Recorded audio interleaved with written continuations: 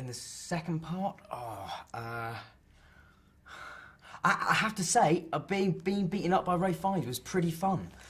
It wasn't always comfortable, but it was fun. I did quite enjoy. I enjoy scenes like that where I get slapped around a bit. It's quite fun. Yeah. So that was good. That was definitely a highlight. Being on the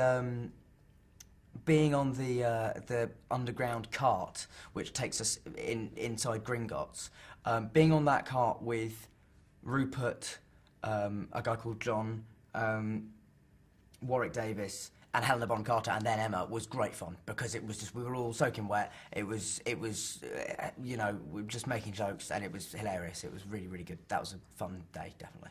Fun few days.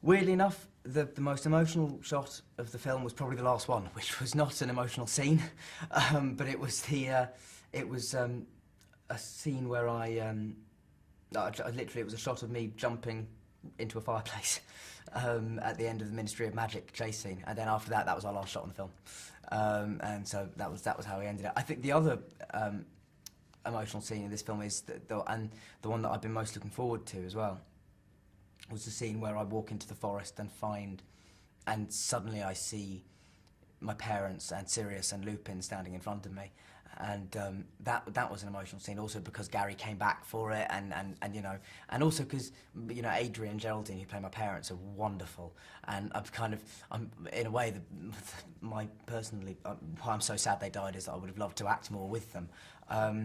And also the character of Lupin dying, for me, is one of the most upsetting in all the books, because I love that character. And so, yeah, that scene was pretty emotional, I think. It should be, anyway.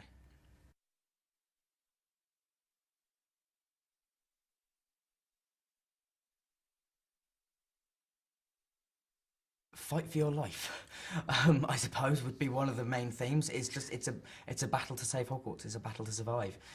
It's a battle to see the next morning. That's kind of the thrust of most of the film. And also it has all the Harry Potter themes of, you know, friendship and all those things, and how tested that can be. And, you know, in this even more extreme situation, how much these 3, 4, 5, you know, the whole school relies on each other, and that's what I love about it. It's about communal spirit. And surviving.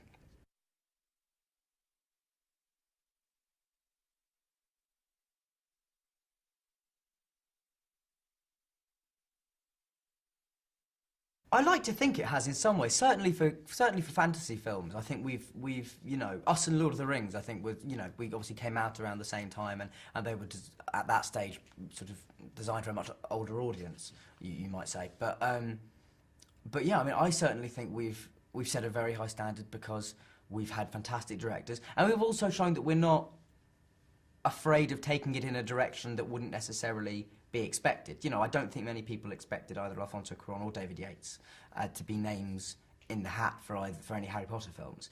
But, you know, thanks to our producers, who have had the courage to say, you know, this guy could make an amazing Harry Potter movie, it's set us apart slightly from other fantasy films. I think we're really, really interesting. We have fantastic actors, and also, I mean, what sets Harry Potter apart from other entertainment is just the fan base. Ultimately, is so vast and so supportive that yeah, I mean, it's hard for other things to compare for it. But you know, but obviously now there's films like Twilight and the Narnia films that all came out, and you know, and they're doing well as well, and brilliantly in Twilight's case. But I think Harry Potter manages to combine an innocence and an Englishness with an edge you rarely see in sort of supposedly children's films.